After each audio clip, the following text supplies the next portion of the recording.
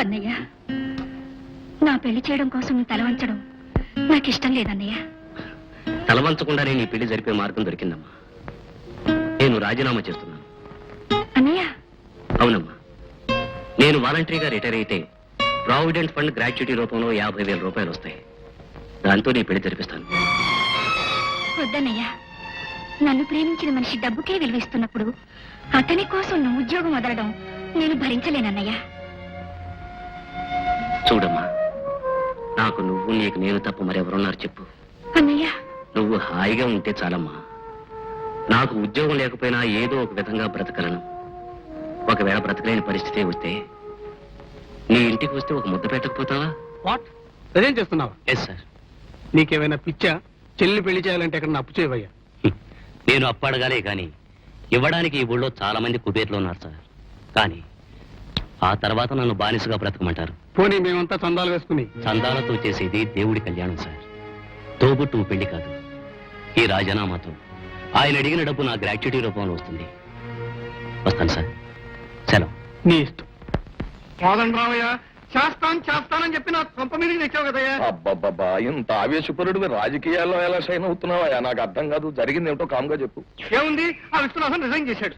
File మరొకటి చేతికెడుతుంది. మనకి రావాల్సిన 60 లక్షల రూపాయలకి మార్గం ట్రంక్ రోడ్ అయి కూర్చుంటుంది. అది సరేనయ్యా. ఆ విశ్వనాథన్ గారు వాలంటరీగా రిటైర్ అయినందుకు వాడి చేతికి 50,000 వస్తాయి. ఆ 50,000 నా మొహం తగలడతాడు. ఆ తర్వాత వాడి చెల్లెలు నా కోళ్ళే నా మొహం మీద కొట్టదు. ఎందుకంటే ఆ విశ్వనాథన్ గారు బ్యాంక్ నుంచి తెచ్చిన 50,000 నీ చేతికి ఇవ్వడు. నువ్వు చెప్పి నేను నీకు చెప్పను. వార్నేష్, కాదు, నేను వేసేమన్నాకు వెయ్యాలి. నా మర్యాద కాస్త నిలబెట్టరా. వెళ్ళరా. ఎలా పెళ్లికి అన్ని ఏర్పాట్లు సవ్యంగా జరుగుతున్నాయా? బ్రహ్మాండంగా. ఏంట్రా తీరుబడిగా అద్దం ముందు కూర్చుని అందం చూసుకుంటున్నావు? ఈ రోజు సాయంత్రమే పెళ్లి, 50,000 ఇవ్వాలి. ఆ ఏర్పాట్లు చూసావా? పిచ్చివాడ, ఏర్పాట్లు అలా అలా జరిగిపోతుంటాయో. ఏ అమ్మాయికుడో ఈ రోజు బ్యాంకు నుంచి పెద్ద మొత్తం డ్రా చేయకపోతాడా? అది మనం కాజేయకపోతావా? థ్యాంక్స్.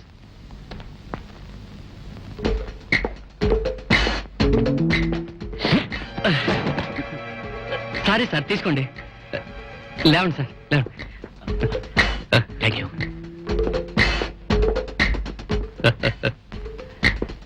సక్సెస్.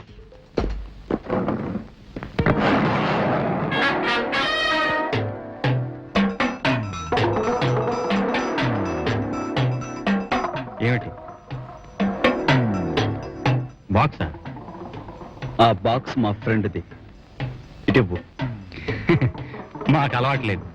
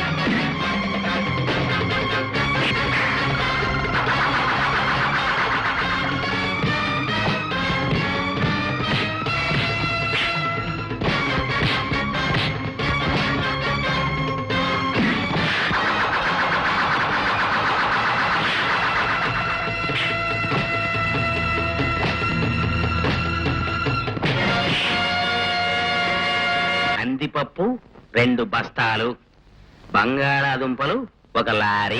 ఇడియట్, 50,000 ఎక్కడి నుంచి తెస్తావురా అని అల్లాడిపోయావు కదరా. అదిగో తీసుకో. ఎక్కడి నుంచి కొట్టుకొచ్చారా? అది మా ఊరికి సీక్రెట్. కరెక్ట్ గా 50,000 ఉన్నాయిరా. గురు, ఇన్కమ్ ట్యాక్స్ ఆఫీసర్ విశ్వనాథం గారి ఫోటో ఉందేంటి ఇందులో? గురు, ఆయనదే ఈ బాక్సు. ఇదిగో విజిటింగ్ కార్డు, ఫోటో. గురు, తాళిబొట్టు. ఇదంతా చూస్తుంటే ఇతను కూడా ఏదో పెళ్లి ఏర్పాట్లు చేస్తుంటున్నాడే. గురు, గురు, ఎక్కడికి? ఈ డబ్బు విశ్వనాథ్కి ఇచ్చి వస్తాను. మరి నీ చెల్లెలు పెళ్లి? నా చెల్లి పెళ్లి కోసం అతని ద్రోహం చేయలేనురా. అంత నిజాతిపరుడైన ఆఫీసర్ డబ్బు దొంగిలించడం పాపం కూడా కావచ్చు గురు, కానీ ఈ రాత్రికే మాలతి పెళ్లి. ఇప్పుడు నువ్వు ఈ డబ్బు చేస్తే మళ్ళీ ఎలా సంపాదిస్తావు? టైం కూడా లేదు. మాలత సరే ఆవేశపడరాను, ఓసారి ఆత్మహత్య కూడా చేసుకోపోయింది. ఇప్పుడు ఈ పెళ్లి ఆగిపోయిందంటే మళ్ళీ ఏ అఘాయిత్యమో చేస్తుంది. నా మాట విను, ఈ రాత్రికి నీ చెల్లెలు పెళ్లి జరిగిపోతే రేపు ఎలాగోలా ఈ డబ్బు సంపాదించి తిరిగిచ్చేయగల సమర్థుడు నువ్వు. అది కాదురా. రే, ఇంకేం మాట్లాడకు, చెప్తుంటే అర్థం చేసుకోవేంటి?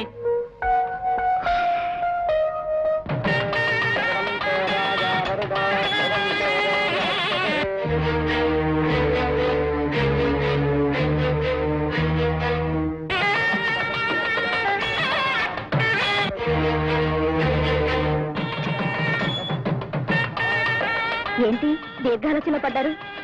ఏమి లేదు, మన పెళ్లి ఎప్పుడవుతుందా అని. ఏమిటి గుండెలో గుచ్చుకుంటుంది? నీ చూపు అయి ఉంటుంది. సూతధనం జరుగుతుంది. నువ్వు వెళ్ళి అక్కడ ఉండు. వెళ్ళి.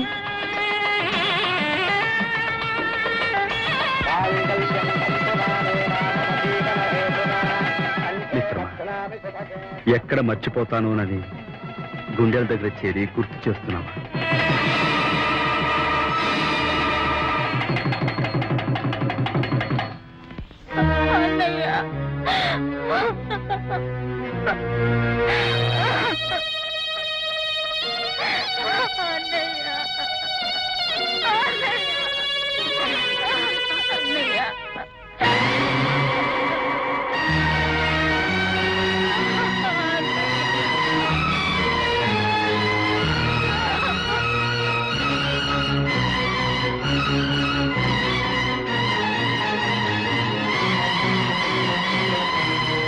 పడి నీ చెల్లెలి సౌభాగ్యం కోసం నువ్వు చేసిన దొంగతనం మరో ఆడపిల్లని అనాథగా మార్చేసింది.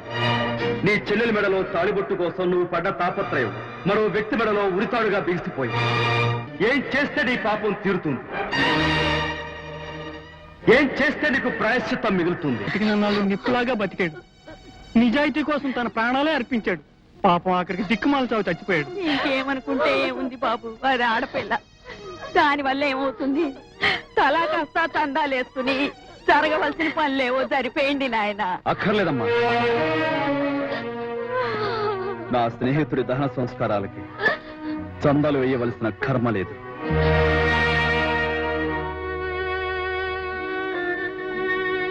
విశ్వనాథ్, నేను నీకెలా రుణపడి ఉన్నానో నీకు తెలుసు. ఆ రుణం తీర్చుకుందామని వచ్చే లోపలే నువ్వు వెళ్ళిపోయావు. జీవితాంతం మర్చిపోలేని శిక్ష నాకు వేశావు. నువ్వు నాకు చేసిన సహాయం నా చెల్లెలి కాపురాన్ని ఎలా నిలబెట్టిందో చెప్పుకుందామని వచ్చాను. కానీ నా మాటలు వినిపించినంత దూరం నువ్వు వెళ్ళిపోయావు. నీ చెల్లెలి పెళ్లికి కావలసిన డబ్బు నేను సిద్ధం చేస్తానని ఈ మంగళసూత్రం సాక్షిగా చెప్పడానికే వచ్చాను. అమ్మా, అన్నయ్య పోయాడని కన్నీళ్లు పెట్టదని నీకు చెప్పను. కానీ ఈ అన్నయ్య నీకు అండగా ఉంటాడని గుండె నిబ్బరం చేసుకోమని మాత్రం నీకు చెప్తున్నాను. విశ్వనాథ్, ఇన్నాళ్ళు దొంగతనం చేసి ఒకళ్ళకు సాయపడ్డానే కానీ ఎవరిని నష్టపరచలేదు. కానీ డబ్బు పోయిందన్న బాధతో నువ్వు ఆత్మహత్య చేసుకుని నన్ను నేరస్తుని చేశావు. ఆ నేరం నీ చెల్లెలి నుదుట కళ్యాణ తిలకం దిద్ది ఆమె కాళ్లకు పారాణి రాసిన రోజునే పోతుందని నాకు తెలుసు. ఆ బాధ్యత త్రికరణ శుద్ధిగా పూర్తి చేస్తానని నీ మీద ప్రమాణం చేసి చెప్తున్నాను.